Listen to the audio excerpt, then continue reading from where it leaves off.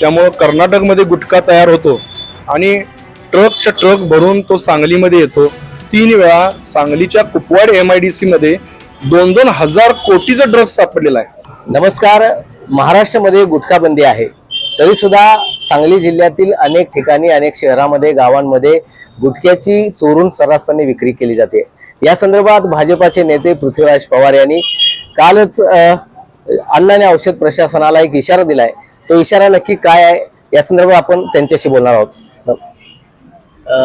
तुम्ही परवा दिवशी अन्न औषध प्रशासनाला अचानक भेट देऊन मागणी केली की गुटखा जो विक्री चालू आहे, चोरून विक्री सर्रासपणे चालू आहे, ती बंद करावी, अन्यथा ताळे ठोकू कार्यालयाला, असा इशारा दिला। महाराष्ट्रामध्ये सुगंधी तंबाखू, गुटखा या पदार्थांना बंदी आहे आणि त्याचं कारण असं आहे की यामुळं फार मोठ्या प्रमाणावरती कॅन्सर सारखे गंभीर आजार होतात आणि तरुण मुलं जी आहेत ती व्यसनाधीन व्हायला लागलेली आहेत।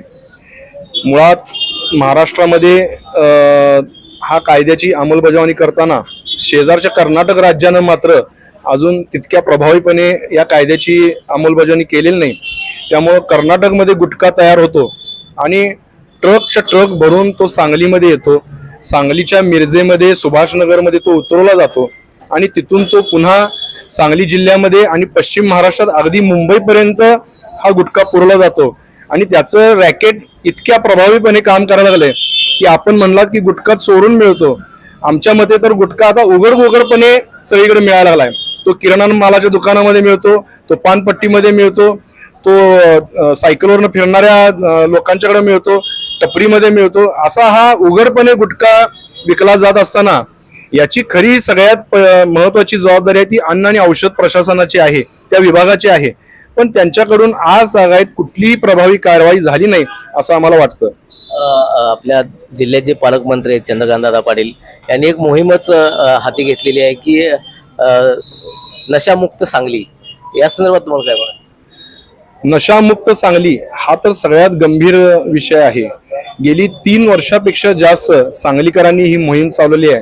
त्यामध्ये सह्यांची मोहीम घेतली, जनजागृतीची मोहीम घेतली, आंदोलनाचे प्रसंग घडले, पण तितक्या प्रभावीपणे नशेच्या विरोधात म्हणजे मुळात गांजा आणि जे नशेची इंजेक्शन दिले जातात ती इंजेक्शन जिम मध्ये दिले जातात, खेळाडूंना दिले जातात आणि सर्वसामान्य जे तरुण आहेत, अल्पवयीन मुलं आहेत, त्यांच्यामध्ये सुद्धा त्या नशेच्या इंजेक्शनचं फार मोठं क्रेज होतं।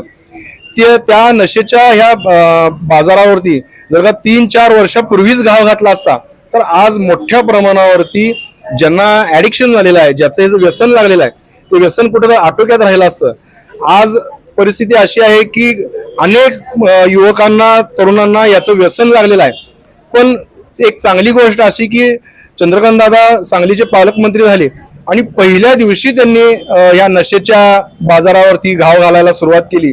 त्यांनी टास्क फोर्स केला आणि अत्यंत प्रभावीपणे त्या टास्क फोर्स मार्फत आता कारवाई चालू आहेत आणि हे नशेचा बाजार आटोक्यात येईल आणि येणारी तरुणाई जी आहे ती मुळात यापासून वाचवण्याचा मोठा प्रयत्न होईल। खरोखर सांगलीकरांच्या दृष्टीने हे फार मोठं पाऊल चंद्रकांत दादांनी उचललेलं आहे। खरं तर बघायला गेलं तर परवा विट्यामध्ये कोट्यावधीचं ड्रग्ज सापडलं। त्याच्या अगोदर 1-1.5 वर्षापूर्वी कुपवाड MIDC मध्ये मोठ्या प्रमाणात कोट्यावधींचं ड्रग्ज जप्त करण्यात आलं। याला जबाबदार पोलीस प्रशासन कुठेतरी आहे का, काय वाटतं? सांगलीमध्ये जे परवा विट्याला 40 कोटीचं ड्रग्ज सापडलं, त्याच्या आधीचे जर का प्रसंग बघितले तर 3 वेळा सांगलीच्या कुपवाड MIDC मध्ये 2-2 हजार कोटीचं ड्रग्ज सापडलेलं आहे आणि कवटेमंकाळच्या माळावरती एका गाईच्या गोट्यामध्ये साधारण 450 कोटीचं ड्रग्ज सापडलं आणि ह्या सगळ्या कारवाया ज्या आहेत ते सांगलीतल्या कुठल्याही यंत्रणेने केलेलं नाही तर बाहेरच्या यंत्रणांनी येऊन केलं। म्हणजे पुण्याचे पोलीस आले, मुंबईचे पोलीस आले आणि कुठले तरी पोलीस आले, गुजरातचे आले, त्यांनी येऊन ह्या केलेल्या कारवाया आहेत। एकंदरीतच तेव्हाची परिस्थिती अशी होती की इथल्या सगळ्याच यंत्रणांनी डोळेझाक केली का त्या ह्या गंभीर विषयाकडे त्यांनी लक्षच दिलं नाही, अशी ती परिस्थिती होती। पण सुदैवानं आज आपण फार चांगल्या पद्धतीनं सांगलीमध्ये आता कारवाया चालू झालेल्या आहेत, याचं खरोखर नागरिकांच्यातनं कौतुक होतंय। आता तुमचा याबाबत इशारा तुम्ही परवा दिलेला आहे, तो काय इशारा दिलेला आहे? अन्न आणि औषध प्रशासनाच्या अधिकाऱ्यांची आम्ही भेट घेतली त्यांना ह्याचं गांभीर्य आम्ही सांगितलं. बरं, त्यांना काय फार मोठी कारवाई करायची अशी कारण नाही आहे. 4 ते 5च लोक आहेत मिरजेमधले आणि त्यांची नावं ठळक आहेत, त्यांच्यावरती पूर्वी कारवाई झालेली आहे.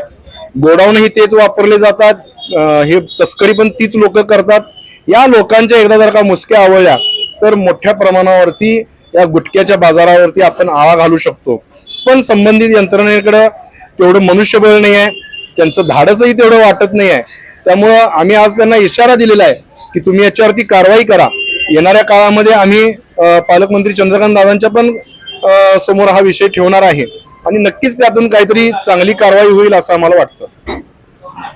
नक्कीच या संदर्भात गुटखा जी विक्री केली जाते जिल्ह्यामध्ये सर्रासपणे, त्या संबंधित मिरजमध्ये 4 ते 5 जे लोक आहेत तेच लोक गुटख्याची तस्करी करतायत किंवा गोडाऊनमध्ये तो माल लपवून ठेवतायत आणि त्या 4 ते 5 लोकांच्या वरती अन्न आणि औषध प्रशासन तसंच पोलीस प्रशासनानं ठळकपणे कारवाई करावी. अन्यथा इथून पुढच्या काळामध्ये अन्न आणि औषध प्रशासन कार्यालयाला टाळं ठोकू असा इशारा या निमित्तानं पृथ्वीराज भैया पवार यांनी दिलाय. मोहन राजमाने, नवराष्ट्र न्यूज, सांगली.